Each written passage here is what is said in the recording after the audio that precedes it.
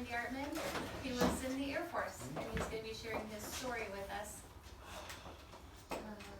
Well, thank you for inviting me.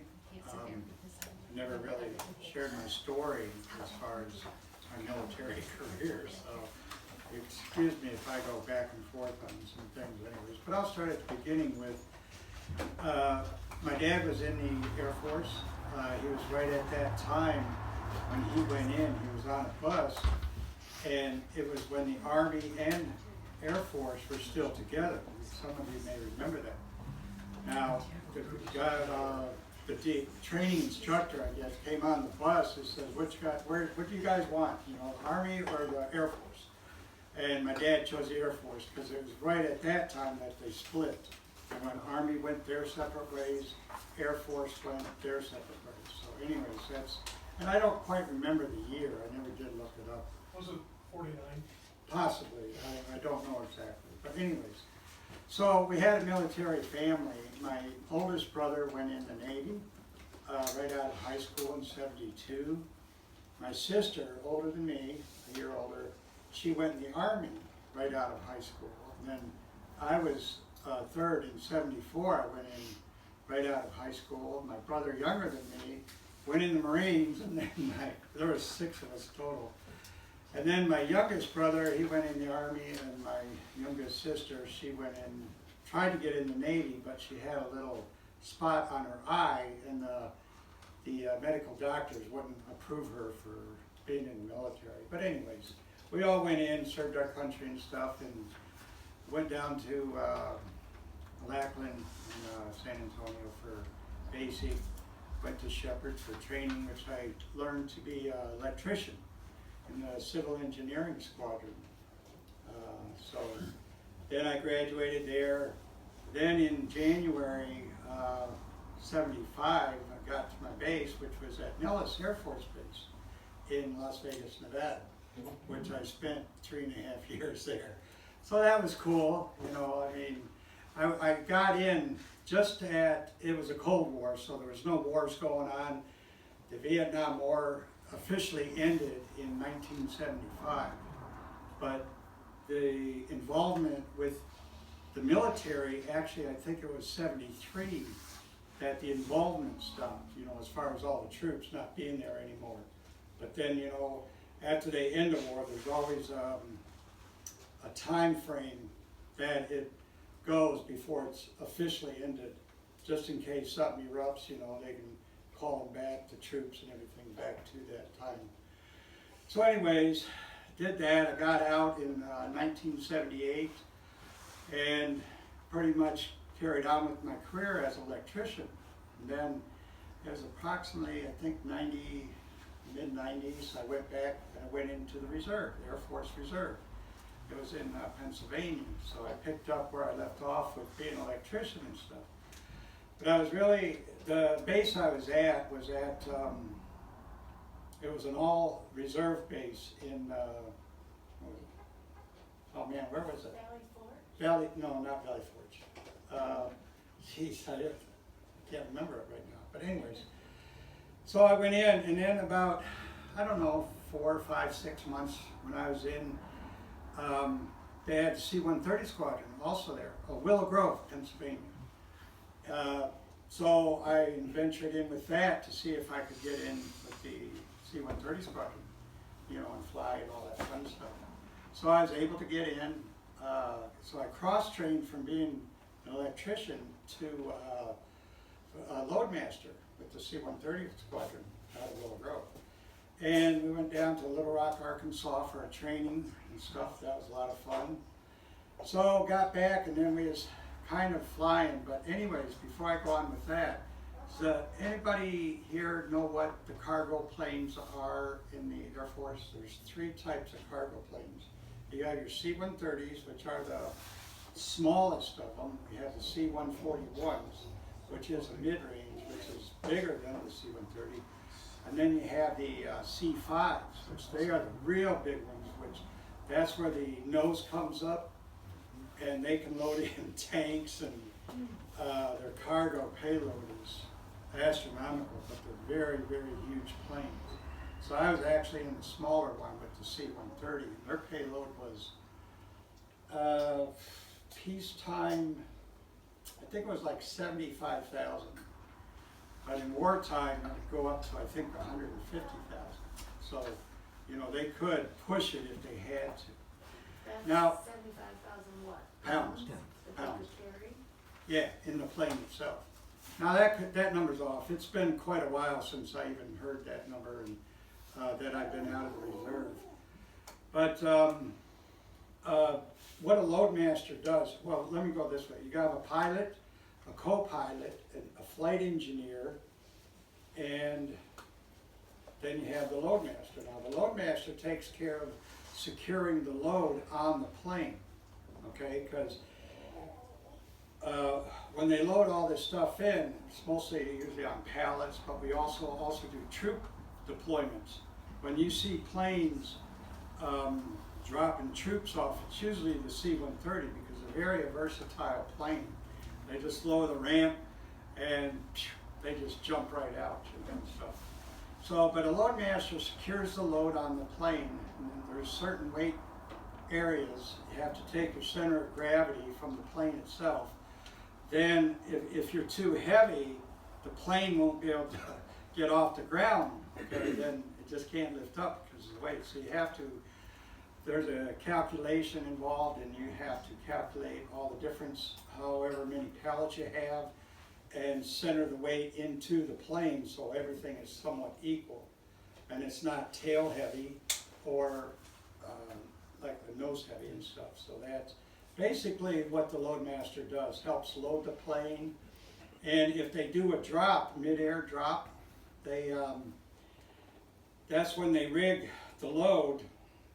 There's a hook up by the tail where the ramp goes down, that when they get ready, they'll lower the ramp. And there's a parachute. It's all tied to the hook. You have like a little pilot chute that throws out the rigging. I'm sure you've seen loads come out of planes and that type of stuff. Everybody's seen that before in movies or whatever. It's the same theory basically. You know, the load, the cord itself, the rigging all drops down, and then with the plane moving, I mean, nobody's there because it'll yank you right out. It just goes right out, and you can feel the plane jostle a little bit. I'm sure the pilot, they're used to it, but it's quite an experience. And we had a lot of fun. We did a lot of, most of the fun was on our 2-week deployment. In the reserve, you're there once a month, go through your little training, you're there pretty much for the weekend or whatever, and then you have your 2-week duty every year. You go somewhere. So we went to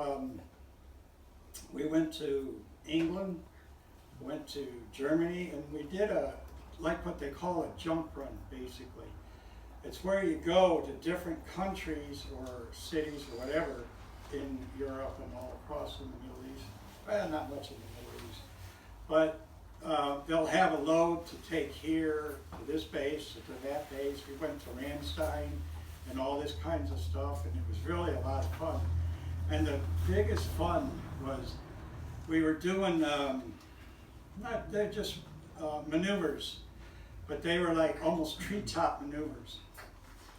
And it was like 300 off the deck, 300 feet off the deck. So we talked to the pilot and everything, and we were able to, well, we was tied off for one, okay? But we were able to lower the ramp and go sit on the end of the ramp and watch the treetops just go by. You know, they're going like 200-300 miles an hour, and they're just doing their little maneuvers, you know, flying and doing all this stuff. But Sitting on the edge. sitting on the edge of the ramp. No parachute. No, well, we were tied off, but no parachute. But that was about one of the most fun I've ever had, just seeing it, because it's all different when you're up 30,000-40,000 feet. You know, you look down, it's like being in a regular commercial airliner or whatever. But this was a lot different because the ground moves really fast, you know. But it was a lot of fun. And that's pretty much, I got out and I didn't want to get out just yet, but my job, well, at first I was working for Air Liquide Corporation, which we make liquid oxygen, nitrogen, and argon. And when I first went in the reserve, they were fine with me in there. In fact, they even paid me for the time I missed off of work, which was really cool. But as time went on, they didn't support me as much. So I was afraid of losing my job. Things were changing around with the company. It's a French-owned company, but they were located in South Coatesville, Pennsylvania. They supplied oxygen for Lucan Steel, because the oxygen you need to melt the steel and everything. But anyways, I wanted to get my 20 in, but I wasn't able to because I would have lost my job if I would have stayed in. So I had to kind of get out on that note. But outside of that, it was a fun career being in the military, and it helped me learn electrical work. You know, plus I had an advantage plus I got my wings, being a loadmaster and everything. That's how I got my flight suit. So basically, that's the stint of my service. Never did get to war. We were ready for war. We would have went to war. Even when I was going through training and everything, we talked about a lot of things were heating up back in the 90s. And there was really talk about seriously going to war or you know, stuff like that. Because I even asked one guy, he says, well, when are we leaving? You know, it's that type of thing. But it never did come to fruition, so we never did get to war. But I was ready to go, you know, stuff like that. But we flew, when I was with C-130s, we flew all over the world, basically. You know, not to Australia, we didn't make it there, or Greenland or that, but mostly across the drink, so to speak. So any questions? Yeah, any questions? Yes, sir. How do you keep when you're loading those and you're loading tanks or whatever and you're parachuting off the back, how do you keep that load from shifting, you know, if it goes so much on one side or the other? Ratchet straps. We have, once we got it strapped down and send, hold it down. No, they come in on pallets. The floor of each of the cargo planes, all three of them, they have indentations that the pallet sits on. And on the side railing, there are hooks. Well, how do you say it? They secure the load, okay, on that. And the load itself doesn't move.